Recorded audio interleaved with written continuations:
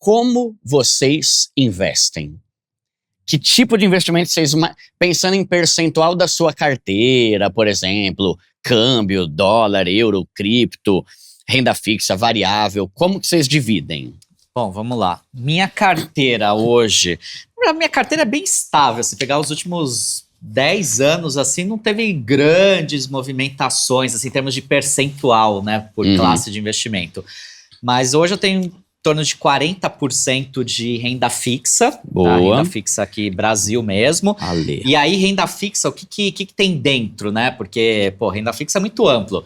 Tem a parte de reserva de emergência e de oportunidade, que é importante. Explica aí a diferença entre reserva de emergência e de oportunidade. Emergência, assim, as duas coisas é dinheiro que você pode resgatar quando você quiser, imediatamente. Só que a emergência é, você perdeu o emprego, né, se for um CLT. No caso de um empreendedor, nossa, deu tudo errado aqui, fiquei sem receber aqui alguns meses. Ou pifou a geladeira, preciso comprar outra hoje, porque senão não tem onde pôr as coisas. Isso é emergência, né? Bati o carro, não tinha seguro, essas coisas. Fiquei doente, não consegui trabalhar, esse tipo de coisa, tá? Emergência. Oportunidade é aquele dinheiro que você pode precisar ou para fazer um outro investimento, como o Diego falou, ações caíram, né? Não é o que está acontecendo agora está subindo, mas um ano atrás estava lá embaixo. Aí você pega essa grana para comprar lá embaixo, porque depois vai valorizar. Ou uma oportunidade de negócio. Chega alguém que você conhece, Ale, vamos abrir aqui uma padaria, porque aqui não tem padaria nesse bairro, vai dar muito lucro e tal. Aí você vai pegar essa grana para... Eu sempre falo assim, a reserva de emergência é quando a sua vida tá em desgraça, você vai usar. A reserva de oportunidade é quando a vida dos outros tá em desgraça e a sua tá de boa. Aí você aproveita. Porque quando tá em crise, o mercado vai estar tudo caindo, os dos outros estão numa desgraça. Só que você se planejou, você tem teu emprego, você vai lá e usa a tua oportunidade pra comprar. Boa. Tá. Aí já tá nesses 40%. Aí nesses 40% eu tenho a parte de reserva de emergência de oportunidade, eu tenho uma renda fixa de médio prazo, assim, curto pra médio, que aí é um dinheiro que está travado, LCI, LCA, que é um investimento que eu gosto muito, Tesouro IPCA+, que aí já é um prazo um pouco mais longo, pensando em aposentadoria. Então tem muita coisa aí, né? Tem o reserva de emergência de oportunidade, que é liquidez imediata, tem coisas para curto, médio prazo e tem longo prazo, né? Tesouro IPCA, aposentadoria mesmo. Bom, 40%. Aí eu tenho mais 25% em fundos imobiliários, que aí é a minha renda passiva, aquele dinheirinho lá pinga todo mês, bonitinho, lá dá aquela segurança, a gente que é empreendedor, né, não tem nenhuma garantia, é legal, né, ter essa renda, e que é legal também para quem tá aí pensando em aposentadoria. Então, 40 mais esses 25 já deu 65. Aí eu tenho 20% em investimentos no exterior, em dólar, nos Estados Unidos. Tipo ações? Tenho principalmente ETFs. No exterior eu invisto basicamente por ETF, porque eu tenho ETF de ações, que segue a Bolsa Americana, eu tenho ETF de fundo imobiliário, eu tenho ETF de ouro, que também deu uma mega valorizada aí no último ano, agora que é um pouquinho, mas foi muito bom. Então, basicamente, ETFs. Tem uma outra ação específica, tem um outro fundo imobiliário específico, mas o grosso está em ETF mesmo. E também tem bonds. Bonds são títulos do governo americano. Então, tipo assim como a gente tem o direto. nosso Tesouro Direto lá, também tem o Tesouro Direto dos Estados Unidos, são títulos americanos, e aí eu invisto em bonds. Existem também títulos de empresas, tá? Esses eu não tenho na carteira ainda. Os que eu tenho é do governo americano. Título de empresa dos Estados Unidos? Empresas americanas que lançam lá o seu... Seria meio que uma debenture, né, que a gente tem no Brasil. Lá tem os corporate bonds. São esses... É um título de renda fixa.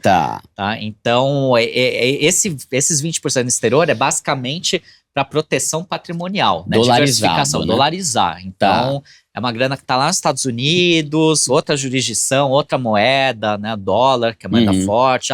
Desvalorizou um pouquinho agora, mas natural, tem volatilidade. Mas no longo prazo, a tendência do dólar é sempre se valorizar frente ao real. Então, é um investimento de longo prazo também. Então, vamos lá. 40 renda fixa, mais... 25,65... Mais 20, 85. 85. Tenho mais 10% mais ou menos em ações aqui no Brasil, Tá. E aí é ação mesmo, é stock picking, ou seja, eu escolho as ações especificamente, tá? Não Tá. é ETF.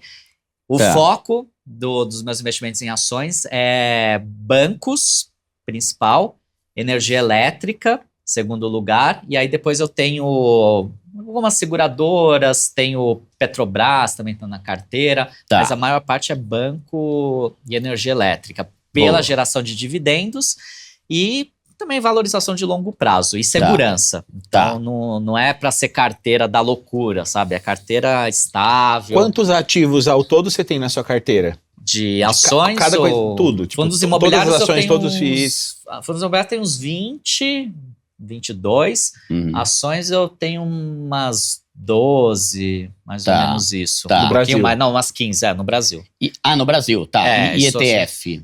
ETF, no Brasil, eu só tenho um ETF de ouro, que é o Gold 11. Tá, E aí nos Estados Unidos eu tenho vários Tá, ETFs. boa. Tá. E aí Sobraram sobra 5%. 5%, que aí é criptomoeda. E Tá. aí eu tenho Bitcoin, que é uns 3%, e eu tenho o stablecoin, o SDC, mais Tá. os 2%. Principalmente Bitcoin é o que você mais gosta. Sim, Tá. atualmente eu tenho gostado até mais das stablecoins, porque é um ativo atrelado ao dólar, então não tem tanta volatilidade. Estável, né? Porque o Bitcoin tem Tá. uma grande volatilidade. Tá, Até fala pessoal, né, pô, é legal, tal, eu tenho na minha carteira, mas tem que ser um percentual pequeno porque é muito volátil. Tá. Então, boa. Então Maravilha, é isso, minha então carteira matamos é aqui do essa Ali. aí. E fora investimentos financeiros, você gosta da ideia de investir em imóveis? Então, sim, eu tenho um imóvel que eu alugo. Além do que você vive. Além do que eu vivo, eu tenho um que eu alugo que eu vivia antes. Foi o meu primeiro imóvel que era eu comprei. teu. Era meu, Tá. eu comprei, né?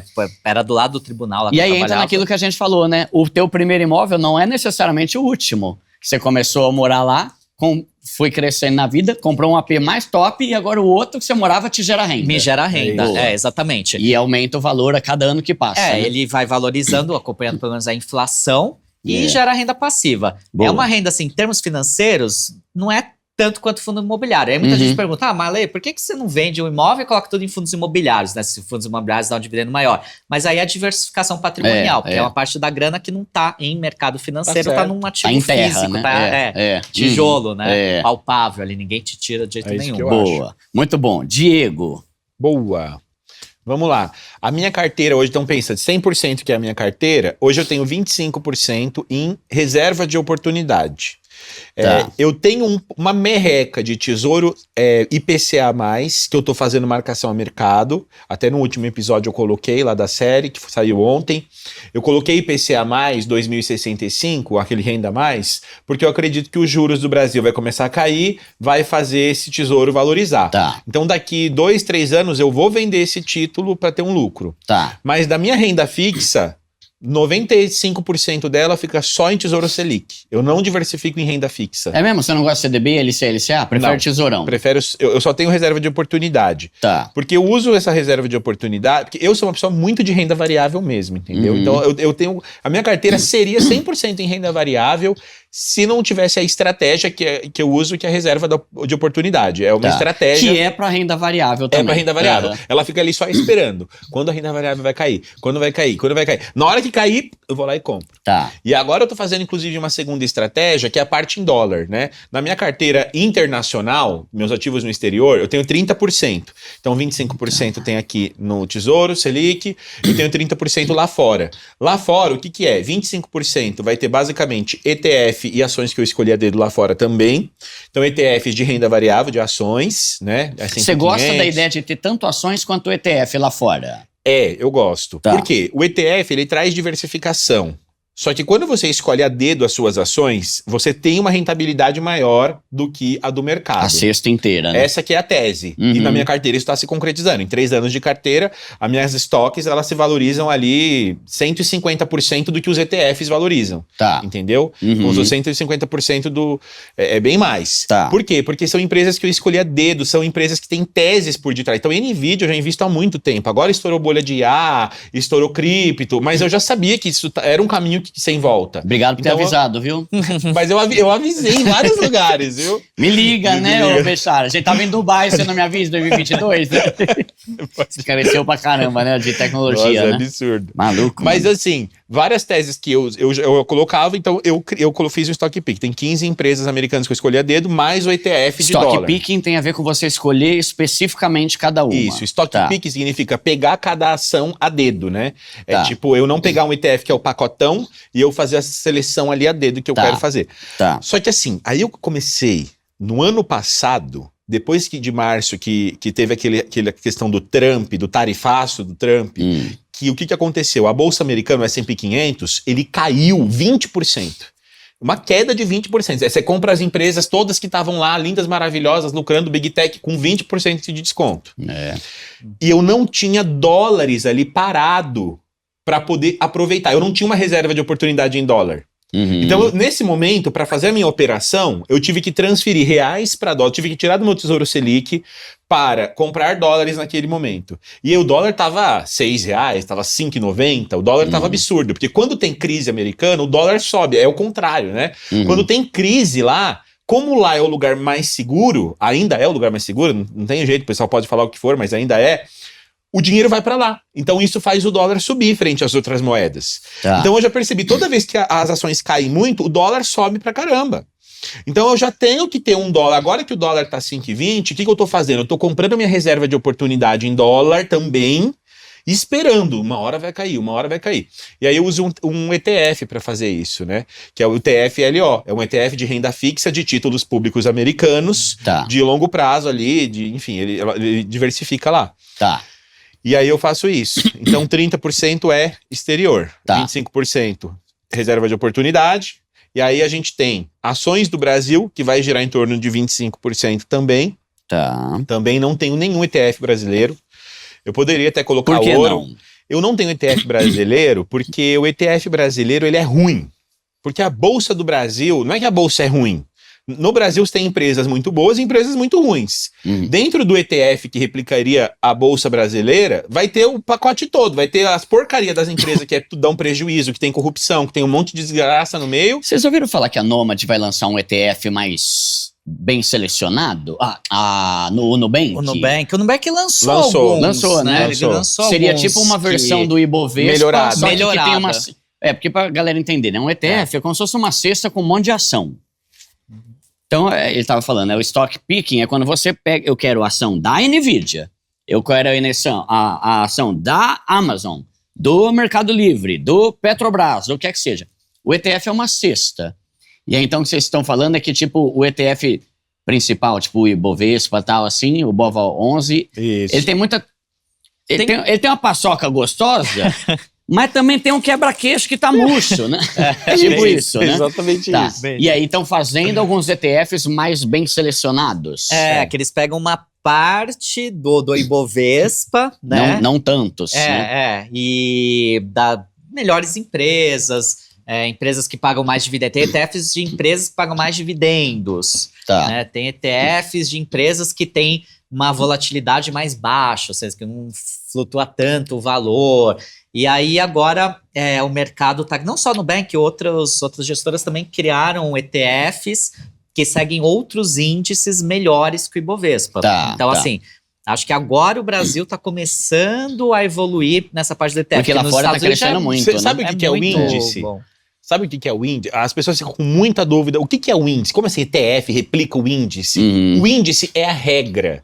Então, por exemplo, para você pegar essa cesta aí, você pode criar uma regra. Só entra chocolate nessa cesta. Você pode sai colocar... as paçoca, porque eu não quero empresa de energia, por exemplo. Você pode criar uma regra. O índice é uma regra. Então eu posso criar a regra de pegar as empresas que são as mais lucrativas. É uma regra. Alguém criou um índice, você vai pegar... Você sempre soma. Quais são as lucrativas? Eu vou colocar para dentro do bolo. As que passarem do lucro para cá, eu vou tirar.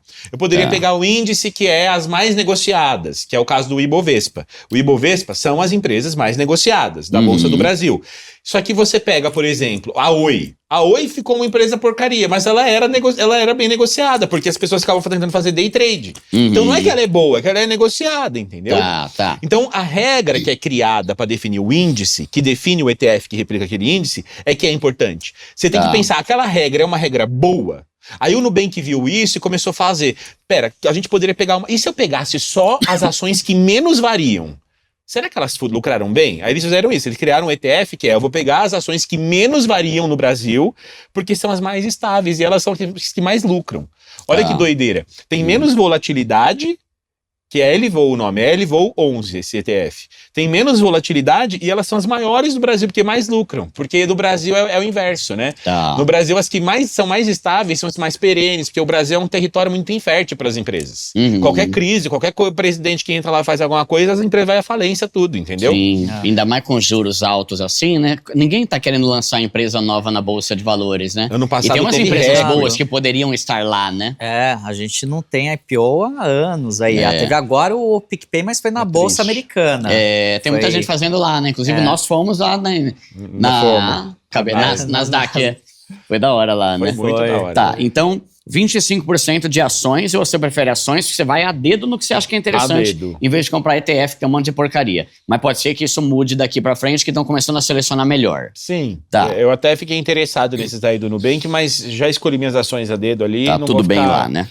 E eu tenho fundo imobiliário também, que dá uns 20% da minha carteira, que aí eu escolho alguns FIIs também robustos ali, não pego mais high yield, aprendizado que eu tive, não pego mais.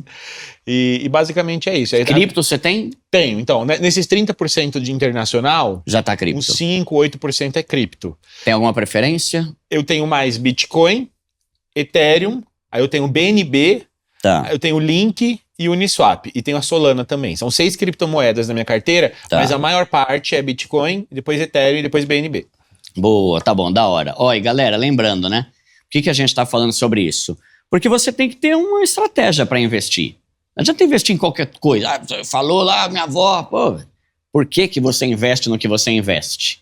Por que você investe nos Estados Unidos? Por que você investe em ações? Por que você investe em ETF? Qual ETF você gosta, por exemplo? O Ale falou, cara, ações do Brasil, eu gosto de banco, energia. Pô, você tem que entender por quê. Porque senão você monta aquela carteira que tem um monte de coisa nada a ver, né? E a gente, ó, tanto no meu canal quanto no do Ale e do Bechar, tem aulas pra caramba. E alguém vai ganhar os cursos aí, ó. São 6 cursos aí que a gente vai liberar hoje aí no programa que eles estão oferecendo para vocês. Então, é estudar pra gente fazer a coisa com consciência, né? Por exemplo, eu acho legal às vezes quando chega e alguém fala, cara, eu não invisto em ações. Por quê? É por causa disso. Eu concordo ou não? Não interessa. A pessoa sabe por que ela faz ou não faz. O problema é a pessoa perdida que faz, porque cada hora fala uma coisa alguém, aí você vai lá e você não tem estratégia, porque se o Bechara vai, você faz. Se o Ale fala, você faz. Se eu falo, você faz. Você não sabe o que você faz. Você fica só, olha pra alguém, eu acho até legal. A gente tem uma pessoa que é referência. Tipo, cara, eu gosto do Alexandre Winkler, mano, e eu acredito que a estratégia dele é boa. Segue a dele. Só que não adianta você seguir a dele, aí 2 semanas você vê outro vídeo, muda. Aí você vê o Thiago Nigo falando não sei o quê, muda. Aí tá carteira, não é uma carteira, é uma bagunça do caramba o negócio, né? Bomba, Então, né? a ideia é a gente aprender e bolar o que chamam de estratégia ou de tese de investimento, né? Por exemplo, eu gosto muito de investir em ações, banco, energia, saneamento e seguradora. Eu gosto, porque pô, todo mundo precisa de energia, velho. Todo mundo precisa de saneamento, de esgoto. Você dá descarga aí na tua casa? Precisa, né? Banco sempre dá dinheiro, né? Então, tem gente que investe mais em outras áreas aqui do Brasil. Top! Se ele estudou e achou aquilo interessante, vai fundo. Eu prefiro essas. Então, cada um tem o seu jeito de investir e eu gosto de chamar pessoas aqui para perguntar como é que você investe, porque a gente vai pegando ideias. Opa!